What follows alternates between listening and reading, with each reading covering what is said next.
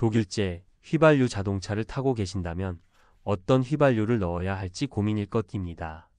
옥탄가 95 이상인 휘발유를 넣으라고 하는데 우리나라에는 일반적으로 옥탄가가 93 혹은 94인 일반 휘발유와 옥탄가가 100 정도인 고급 휘발유 두 가지만 있기 때문입니다.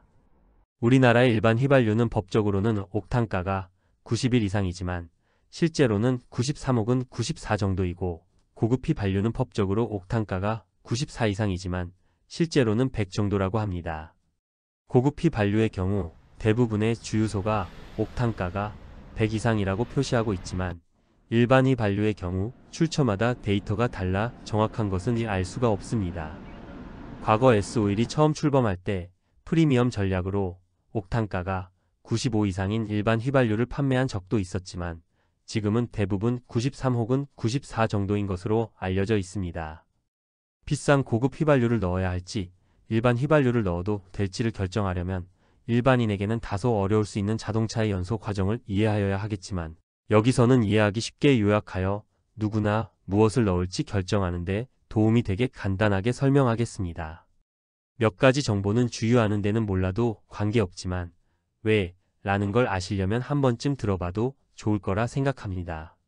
본인은 오래전에 독일에 살았었고 그래서 유연 휘발유에서 무연 휘발유로 바뀌는 과정에서 생긴 일들과 기계식 엔진 제어와 전자식 엔진 제어의 차이도 알고 있어서 여러분에게 도움이 되는 조언을 할 수 있을 것으로 생각됩니다. 독일 차들은 왜 하필 옥탄가 95 이상을 넣으라고 할까요? 사실 옥탄가 95는 유럽의 휘발유 종류의 하나로 현재는 가장 낮은 옥탄가이기 때문입니다. 유럽에는 원래 휘발유 옥탄가가 휘발유인 91, 슈퍼라고 하는 95, 슈퍼 플러스라고 하는 98 세 가지가 있는데 옥탄가 91은 현재는 연비 문제로 더 이상 판매하고 있지 않습니다. 동유럽에서는 판매하는 곳도 있습니다. 즉 옥탄가 95를 넣으라는 것은 유럽에서는 저렴한 휘발유를 넣으면 된다는 의미입니다.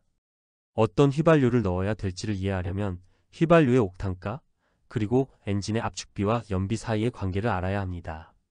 먼저 휘발유의 옥탄가에 관한 역사를 간단히 설명하고 압축비와 연비의 관계만 설명하겠습니다. 그리고 마지막으로 엔진 설계 시의 압축비와 최적 옥탄가의 관계를 간단하게 말씀드리겠습니다. 마지막으로 어떤 경우에 반드시 고급 휘발유를 주유해야 하는지 말씀드리겠습니다. 납을 함유하는 유연 휘발유를 사용하던 옛날에는 슈퍼의 옥탄가가 98이었습니다. 그 당시에는 고정된 점화 타이밍을 가진 기계식 제어 엔진을 사용하였는데 압축비가 12대 1이 넘는 옥탄가 98 전용 엔진이 있었습니다. 이 엔진들은 높은 압축비로 인하여 연비가 아주 높았지만 옥탄가가 낮은 휘발유를 사용할 경우 노킹 문제로 운행이 불가능하였습니다.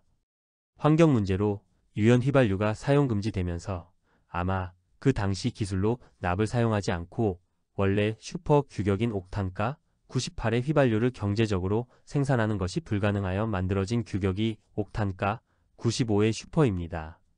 그 후 기술의 발전으로 무연 휘발유도 옥탄가 98을 경제적으로 생산할 수 있게 되어 슈퍼 플러스라는 이름이 붙여지게 되었습니다.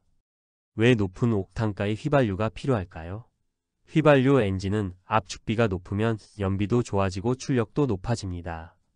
디젤 엔진은 압축비가 높아서 연비가 좋습니다. 압축비가 높으면 온도가 올라가게 되는데 휘발유는 온도가 높으면 저절로 불이 붙기 때문에 노킹이 생기게 됩니다. 이때 높은 온도에서도 불이 붙지 않는 휘발유가 옥탄가가 높은 휘발유입니다. 엔진을 설계할 때 압축비는 사용할 휘발유의 옥탄가를 고려하여 최대한으로 가능하면 높게 합니다. 그래서 설계된 필요 옥탄가보다 높은 옥탄가의 휘발유는 넣어도 아무런 효과가 없습니다.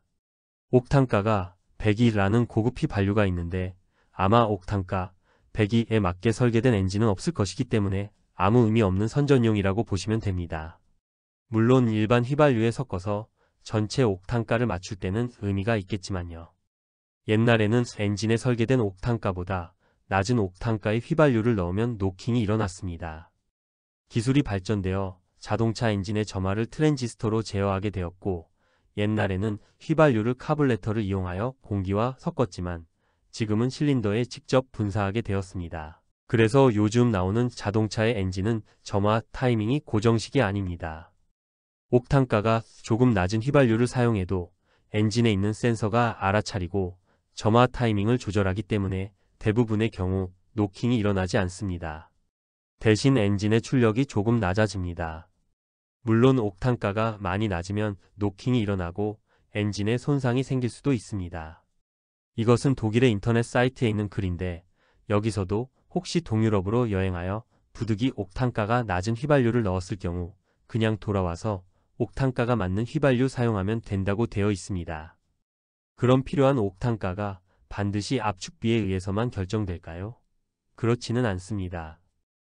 예를 들어서 BMW의 520i의 엔진은 압축비가 11.0인데 옥탄가 95로 되어 있고 530i는 압축비가 10.3에 불과한데도 옥탄가가 95라도 되어 있습니다.